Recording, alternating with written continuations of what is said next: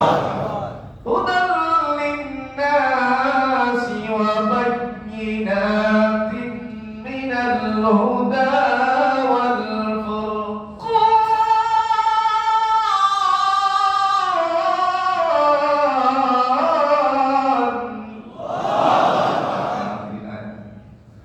রব্বুল আলামিন তিনি ডাক দিয়ে বলেন শাহরু রমাদান আল্লাযী উনজিলা ফীহিল কুরআন, আমি এই কোরআনুল হাকীমকে রমজান মাসে অবতীর্ণ করেছি। সুবহানাল্লাহ।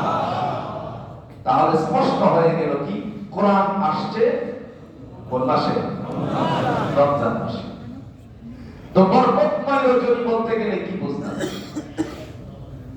কোরআনুল হাকীমে একটা সূরা আল্লাহ অবতীর্ণ করেছেন, যেই সূরাকে আপনারা অতি সহজে বুঝেন, অতি সহজে বলাবলি করেন, লাইলাতুল কদরের সূরা, সূরাতুল কদর। আল্লাহ বলেন ইন্না আনজালনাহু ফি লাইলাতিল কদর। কে বলেছেন? আল্লাহ। নিঃসন্দেহে আমি আনজালনাহু, তিনি বলেন এই কোরআনকে কদরের রজনীতে অবতীর্ণ করেছি।